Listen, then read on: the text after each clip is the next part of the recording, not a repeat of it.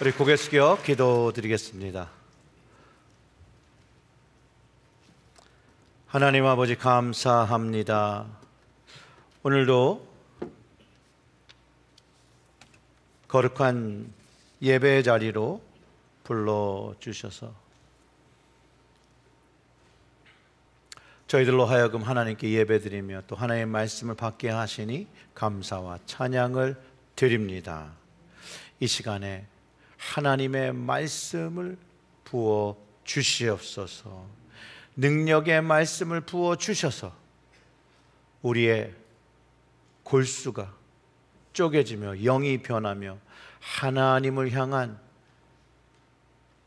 진정한 예배와 찬송이 드려질 수 있도록 하나님의 말씀이 이곳에 선포되어지고 고넬료의 집에 임재하셨던 그 성령이 우리의 심령에 임재하여 주시고 우리의 예배를 이끌어 주시옵소서. 이 모든 말씀 우리 구주 예수님의 이름으로 기도드렸습니다. 아멘. 아멘.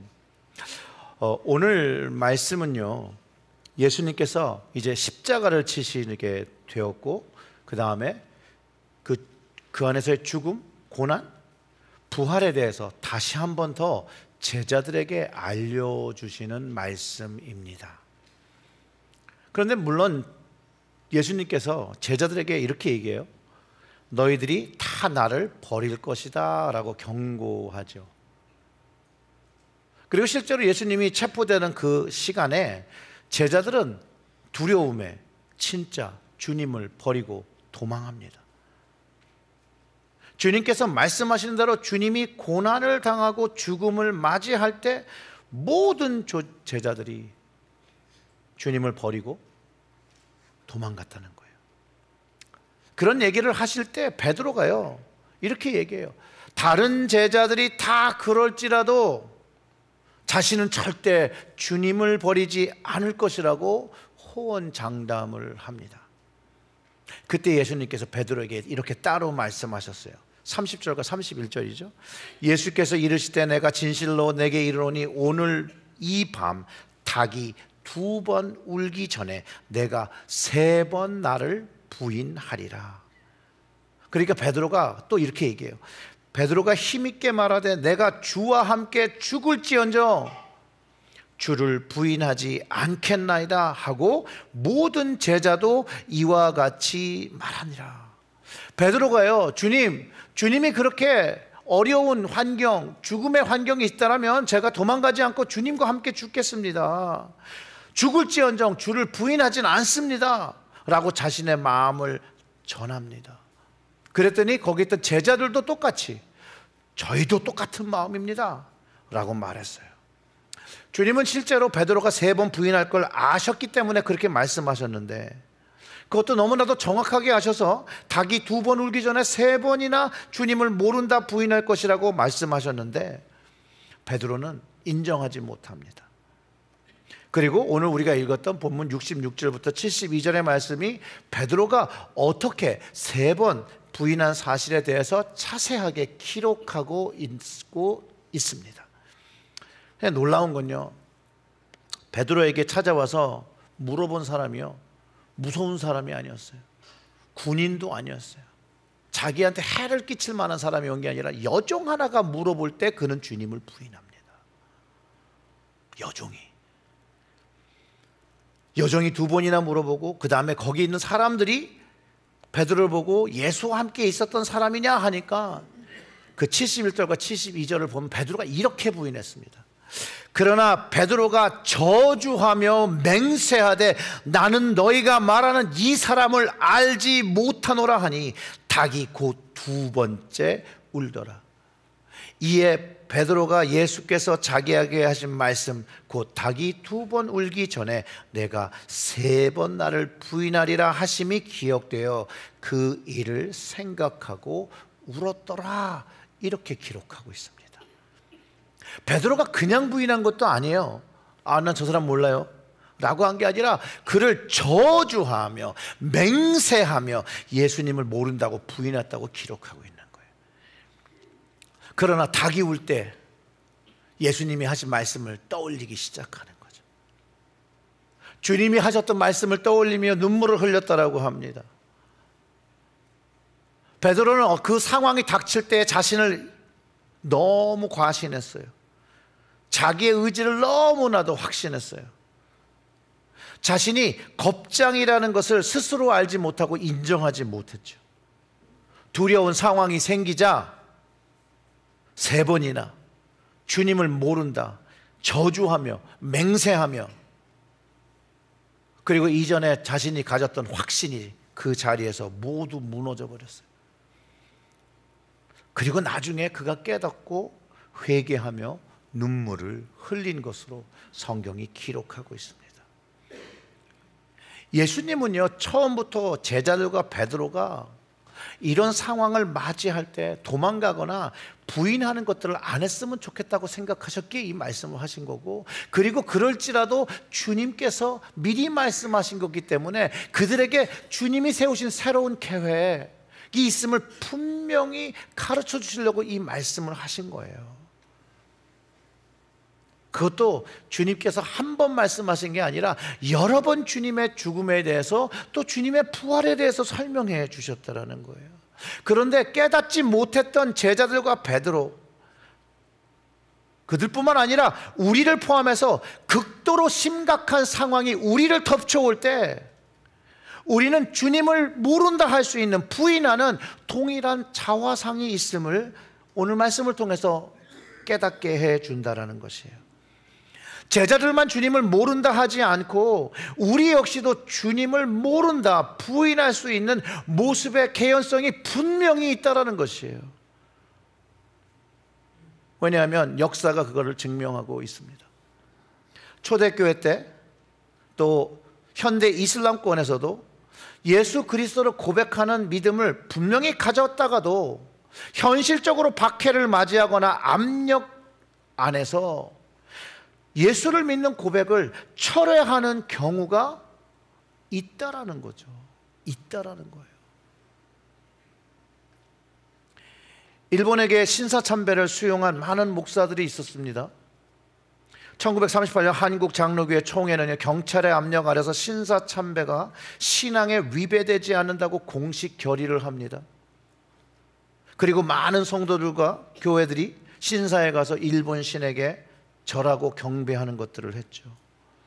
이것도 주님을 명백히 모른다, 부인한 사건입니다. 또한 직접적인 행동과 행동의 부인이 아닐지라도 현대의 교회 안에서 교인들 가운데서 복음을 전파해야 될 때 사람들이 시선을 두려워해서 피하는 태도 역시 행동으로 주님을 모른다고 하는 것과 다르지 않습니다. 그뿐만 아니라 말씀을 가지고도 말씀대로 살지 못하고 세상을 쫓아 사는 세속주의 중심이나 인본주의 중심으로 사는 것도 주님을 모른다, 부인하는 삶의 모습이라는 것이에요. 말로는 주님을 믿는다고 하지만 삶은 주님을 모른다라고 부인하는 행동들이 있다라는 것이에요. 어떤 신학자들과 목사들은요, 기독교의 핵심 진리, 부활과 재림, 예수님의 신성과 인성을 부정하고 흐리는 교리들을 만들고 주장하는 것, 동성애나 동성결혼을 바람들이고 축복하는 것도, 이것도 주님의 말씀을 부인하고 주님을 모른다 하는 것과 같습니다. 겉으로는요, 기독교의 용어와 모양을 분명히 가지고 있지만 여전히 자신의 생각과 환경을 따라 주님의 말씀을 따르지 아니하고 자기의 생각과 자기의 결정과 환경에 따라 주님을 모른다 하는 사람들의 모습을 분명히 가지고 있다는 거예요. 우리들의 모습은 어떻습니까? 매 순간 주님을 향한 신앙의 고백을 드리고 그 믿음의 고백에 맞는 행동들을 하고 있습니까? 행동으로 주님을 인정하고 고백하며 살고 있냐는 것이죠. 우리는 주님 앞에 정직해야 합니다. 베드로처럼, 다른 제자들처럼 호기를 부리면 안 됩니다. 정확하게 자신을 진단해야죠. 객관적으로 진단해야죠. 저 역시도 주님을 모른다 한 사람들 중에 한 명이었습니다. 그 당시 주님을 만나지 않았는가? 라고 질문한다면 아니요, 만났습니다. 주님을 만난 체험이 분명했고 구원의 확신도 있었고 영적인 체험도 있었습니다. 그러나 주님의 생각, 100%의 주님의 생각과 말씀이 아닌 저의 생각을 가지고 주님을 믿었고, 그 믿음은 주님을 부인하는 경험을 하겠다는 거예요. 베드로도 마찬가지예요. 주님을 만났고요, 그분의 기적을 경험했고요, 변화산에서 천국을 경험하는 영적 체험을 했음에도 그가 자신에게 두려운 상황과 어려운 상황이 되자 주님을 3번이나 부인하였고 저주하며 맹세하며 주님을 모른다 했다는 것이에요. 무엇이 문제였을까요, 여러분? 무엇이? 왜 주님을 부인하는 이런 상황을 맞이할 수밖에 없었을까요? 베드로뿐만 아니라 제자들뿐만 아니라 저나 우리들은요, 어떤 순간 주님을 부인하는 상황을 시시때때로 맞이하고 주님을 모른다고 죄를 짓고 나중에 후회하며 눈물로 회개하는 것이 있는데요, 왜 그럴까요? 육신이 연약해서요? 그럴 수도 있죠. 그럴 수도 있죠. 그러나 우리에게 한 가지 부족한 것이 있는데, 이게 제자들의 부족한 것과 똑같아요. 주님의 말씀을 그대로 신뢰하지 못하는 부족함이 있었다라는 거예요. 주님의 말씀을 정말로 100% 믿으면요, 주님을 절대로 모른다 하지 않고 부인하지 않아요. 그럴 수가 없어요. 주님의 말씀을 100% 믿어야 돼요. 모든 말씀을 믿어야 돼요. 그러나 주님의 말씀 외에 나의 생각과 나의 경험을 넣어 생활하기 시작하면 우리는 우리의 삶 속에서 주님을 부인하게 돼요. 마태복음 10장 12절과 13절의 말씀을 우리 함께 읽어보겠습니다.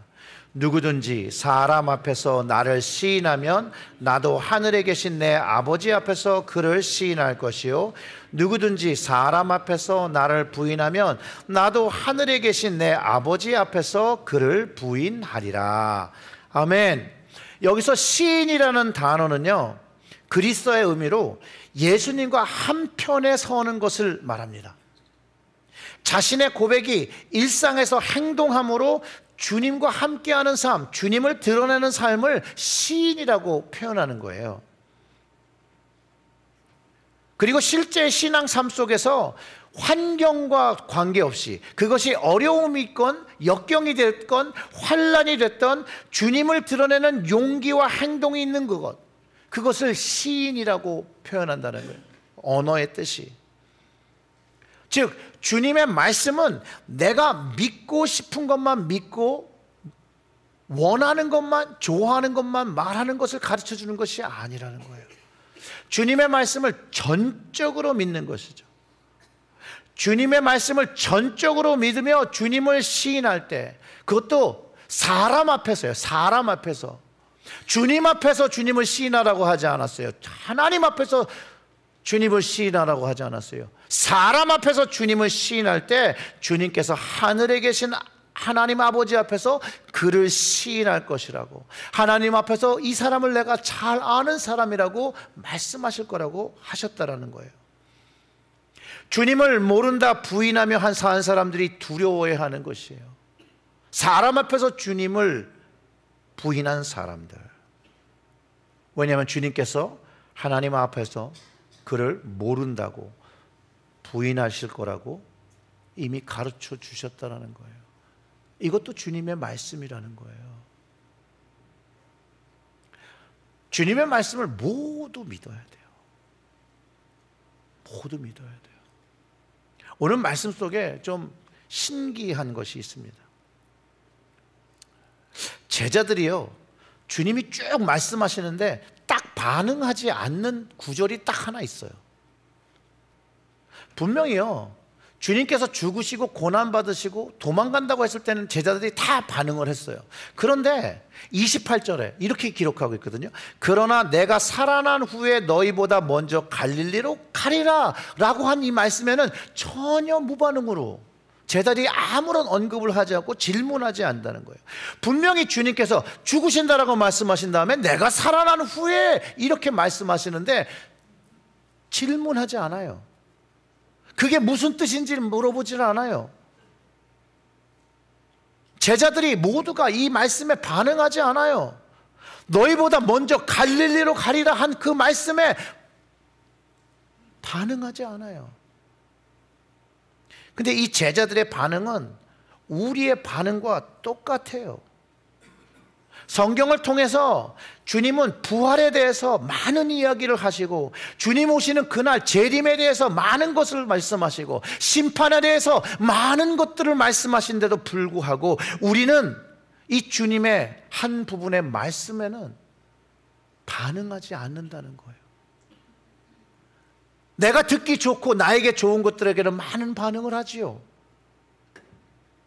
그러나 주님이 말씀하신 전체의 말씀에는 반응하지 않는 우리의 모습이 있고, 결국 그 모습이 우리의 삶의 환경이 어려워지고 역경이 찾아오고 환란이 찾아올 때에 주님을 모른다 하는 개연성을 준다라는 것이에요. 여러분, 한번 이렇게 생각해 보시기 바랍니다. 제자들이 정말 부활에 대해서 주님의 말씀을 믿고 신뢰했다면 주님이 고난받으시고 죽음을 맞이하실 때 이들이 정말로 도망갔을까요? 주님이 먼저 갈릴리로 가신다니까 갈릴리로 가서 주님을 기다렸으면 되는 거 아닙니까? 주님의 말씀을 정말로 믿었다라면, 정말로 믿지 않았기 때문에 그랬던 거예요. 물론 주님이 그들이 그렇게 행동할 걸 미리 아시고 가르쳐 주셨죠. 그리고 주님께서 그들이 그렇게 배신할지라도 그들에게 세운 계획이 또 있다라는 것을 가르쳐 주시기에 말씀하신 것으로 저는 이해를 합니다. 왜냐하면 주님의 부활을 이해하지 못한 제자들과 베드로 그리고 사람들 모두 인간적인 본능을 따라서 도망간 거예요. 그 상황이 무섭고 그 상황이 정말 죽을 수도 있다는 상황이 오니까 인간적인 본능을 쫓아서 반응한 거. 이들은요, 아직 주님의 부활을 경험하지 못했을 때였고, 또 주님이 약속하신 성령을 체험하지 못한 상태였다는 거예요. 이런 점에서 우리는 부활을 경험해야 되고 성령을 받아야 주님을 부인하지 않고 주님으로부터 도망가지 않고 주님의 말씀을 지켜서 그 상황이 어떠할지라도 주님을 시인하며 살 수 있다라는 것을 배울 수 있다라는 것이죠. 왜냐하면 이 부활을 경험하고 성령을 받은 제자들이 그 이후의 삶이 이전의 삶과 완벽하게 달라진 모습을 성경이 또 기록하고 있거든요. 그들의 신앙이 더 이상 흔들리지 않습니다.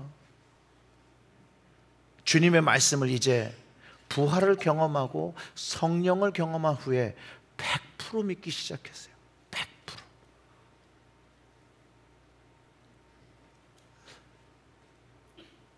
이 사람들이 초대교회 박해와 이후 박해에 모두 자신의 생명을 내어놓고 주님을 시인했다는 거예요.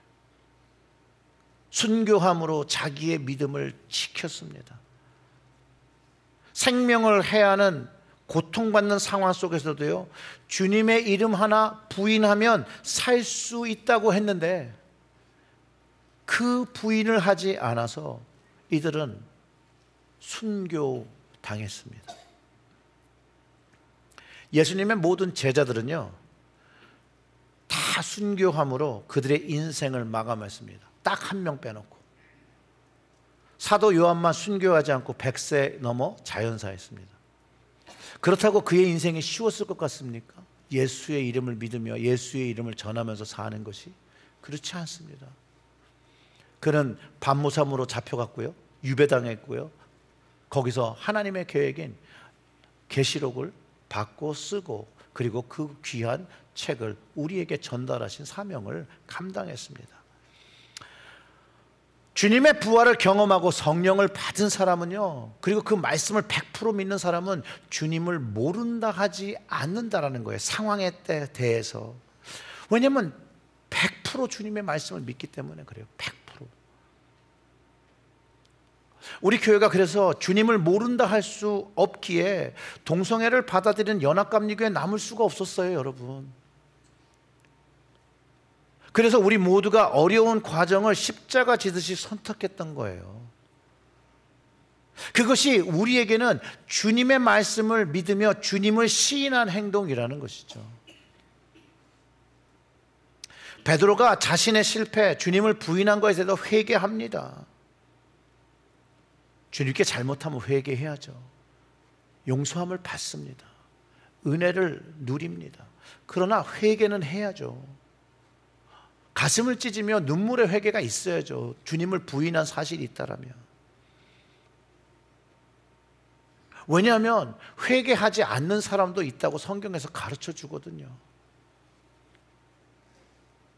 유다의 경우는요, 결국 끝까지 자기 생각을 유지하고 스스로 자살하였어요. 유다가 4일만 찾아서 4일만 참고 5일만 참고 자살하지 않았더라면 여러분, 부활하신 주님을 다시 만날 수 있었다니까요.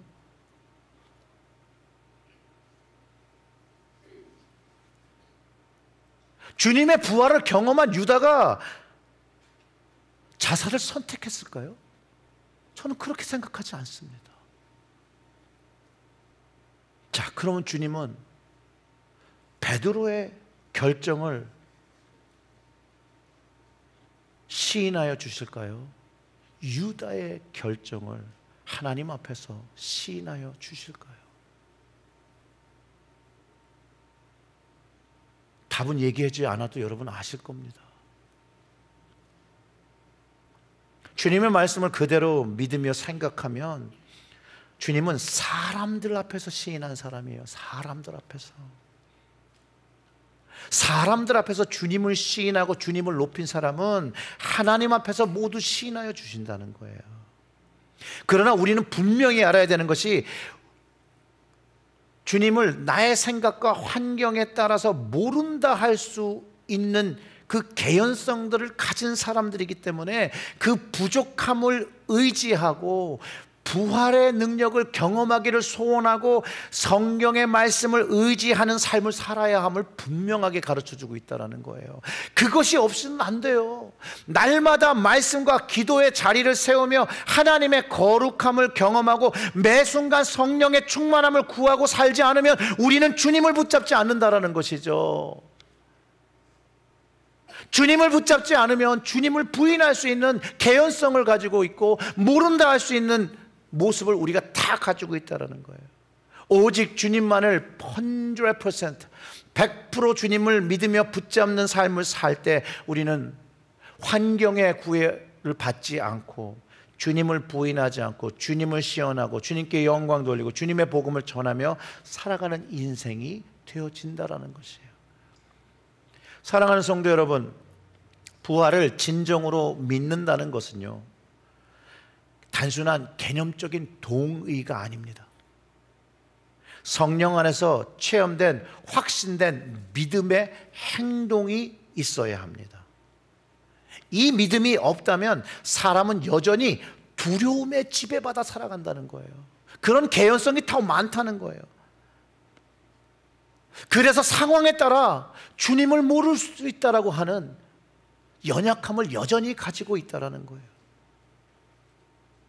진정한 믿음은요, 성령 충만과 부활의 능력을 입어 주님의 말씀을 신뢰하며 살 때 우리는 행동으로서 주님을 시인하며 사람들 앞에서 예수를 전하며 전도하며 선교하며 교회를 세우며 섬기며 봉사하며 살아가게 된다는 거예요.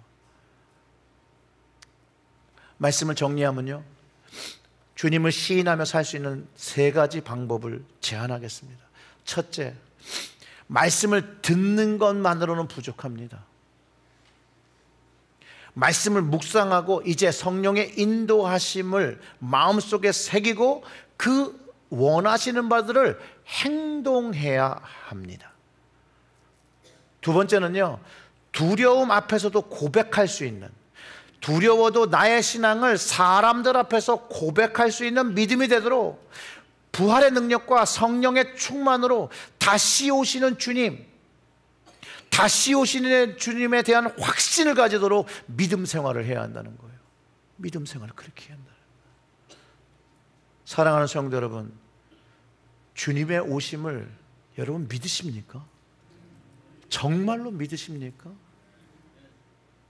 마지막으로 성령 충만은 날마다 구해야 돼요. 날마다 구하며 주시는 말씀, 그 성령 충만 안에서 하나님께서 나에게 주시는 말씀에 순종해야 하는 거예요. 순종이 없으면 주님을 시인하며 살아갈 수가 없어요. 순종이 없는 삶은요, 주님을 사람들 앞에서 시인할 수가 없어요. 주님을 향한 순종이 있을 때 두려움이 있더라도 담대하게, 무서울지라도 담대하게 주님을 의지하며 나의 삶 속에서 예수 그리스도, 예수 그리스도는 나의 주이신 것을 사람들 앞에서 시인하며 살 수 있게 됩니다.